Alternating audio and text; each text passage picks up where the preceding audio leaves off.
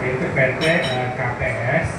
Saat ini kita berharap agar dari 12 yang sudah dibangun itu 8 sudah berjalan secara komersil di tahun 2025. Dan tahun 2026 ini kita berharap 4 yang sisanya akan segera selesai di sekitar kuartal kedua tahun ini. Yang demikian kami bisa merampungkan semua rencana ekspansi kami terhadap peningkatan produksi dari nikel di Pulau Obi.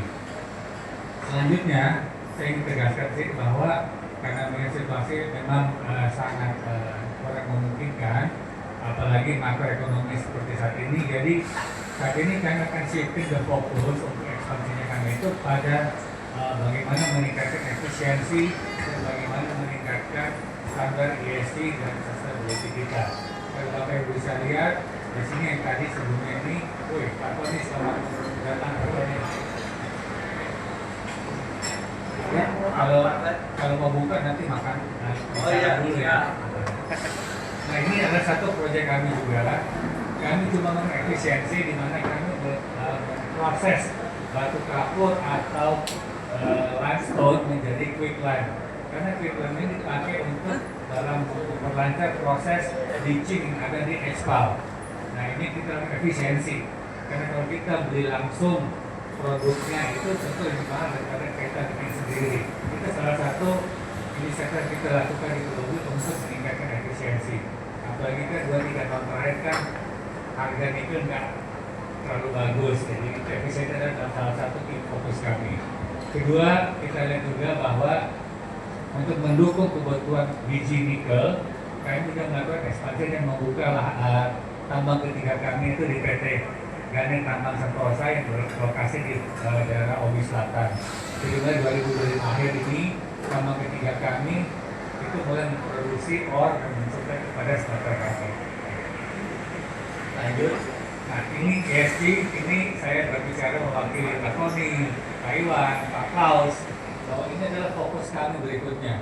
Karena di sini kita lihat bahwa kedepannya ini adalah satu syarat yang mandatori dari buyer kita, bahwa kalau mau beli nikel harus bersifat green, harus memenuhi compliance issue. Jadi itulah fokus kami dari 2025 sampai sekarang ini untuk memperkuat standar-standar dan parameter ESG kami. Ya. Pak Klaus, saya waktunya sudah makin berkurang karena proses hitungannya belum selesai dan memang sangat ketat. Tapi kami berharap proses hitungannya itu bisa selesai akhir tahun ini, karena kita berharap agar bisa memperlancar proses-proses selanjutnya. Dan kita tidak perlu diaudit ya Pak Klaus dari carmaker yang ambil nanti Cape Town, kalau kita udah disertifikasi oleh Lima. Nah itu kelebihan kalau kita bisa mendapatkan sertifikasi itu pada tahun ini. Ya. Progresnya sudah cukup bagus dan kita berharap November ini moga-moga semuanya lancar, corrective action periodnya itu bisa selesai dan kita merampungkan semuanya dan kita mencapai standarisasi IRMA yang tadi dilakukan IRMA 50. Ya. Lanjut. Ini kita tutup bahwa kami juga mengukur setiap tahun berapa banyak emission karbon yang kita mampu reduksi atau mengurangi selama 1 tahun terakhir. Jadi effort dilakukan. Misalnya kan per 9 bulan 2025 karbon emission setelah kita berusaha kurangi itu mencapai 2,3 juta ton ekuivalen CO2. Ya. Ini data mungkin per 9 bulan karena data fullnya itu belum sempat selesai dan maka kita keluarkan pada mungkin sekitar bulan April akhir gitu. Ya. Jadi kita berusaha meningkatkan pengurangan emisi karbon yang beberapa bisa menentukan teman-teman di sana. Ya. Yang lain lanjut.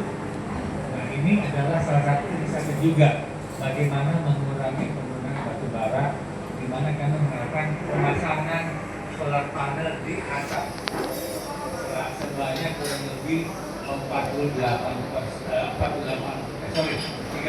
megawatt ya sudah hampir terpasang dan ini adalah progres 38% per September 2025. Per Februari akhir kemarin sudah mencapai 92%. Jadi mungkin April ini 38 megawatt solar panel rooftop ini sudah solar terpasang yang baik di Pulau Obi. Jadi kami kenapa 38 megawatt maunya 40 Pak, cuma asalnya cuma kan 38 hektar luasnya. Kita lagi cari lahan yang lebih, karena ini kan 1 megawatt itu butuh kira-kira lahan kurang lebih 11.000 meter persegi itu sekitar 1 hektar. Jadi kebayang kita harus cari lahan untuk memasang ini Pak. Ya, oke, lanjut. Nah ini juga yang tidak kalah penting, yang fokus dalam hal kita meningkatkan sustainability, kita melakukan peningkatan awareness dan edukasi ke masyarakat sekitar, lokal community mengenai bahaya dan risiko yang ada. Jadi kami juga giat melakukan pendataan burung-burung langka dan langka di sana. Kalau tempat teman-teman sudah pernah ke hobi, itu di sedimen berita itu ada bangau, ya. Itu melihat bahwa sedimen itu airnya cukup bersih, yang bangau saya turun sana. Cuma kita hanya dikurangi dan dijauh aja Pak bangaunya. Karena kalau dekat kadang-kadang ada buaya di situ. Ya. Itu dia tahu buaya darat dari Jakarta, kadang-kadang hampir kesana jadi cari teman gitu. Tapi buaya sana itu kira-kira lumayan gede ya, 3 meteran ada ya panjangnya. Kemudian kita melakukan juga banyak community development. Itu sangat aktif kita, Bapak Ibu bisa lihat, kita fokus kepada 5 pilar, ya, kesehatan, pendidikan, kemudian pembangunan infrastruktur, social culture, dan juga ekonomi sirkular yang ada di daerah kawasan sekitarnya.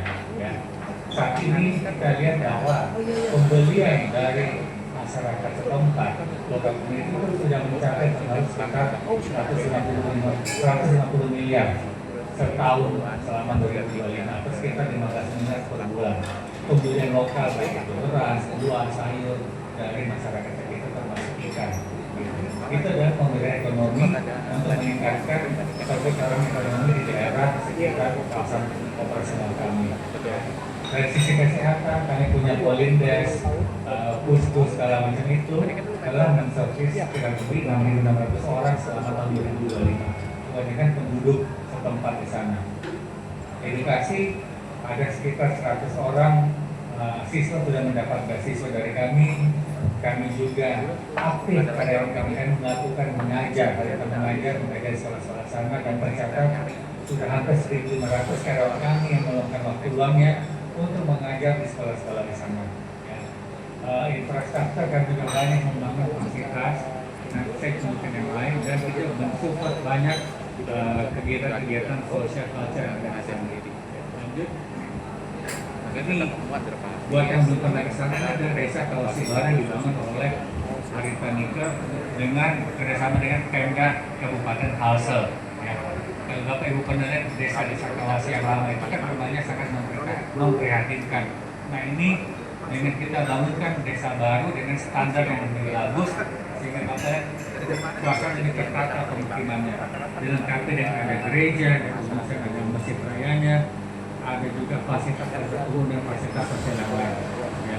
Ini telah kita bangun untuk Pemda setempat, memberikan paradigma yang lebih bagus buat penduduk desa Kawasi Lama.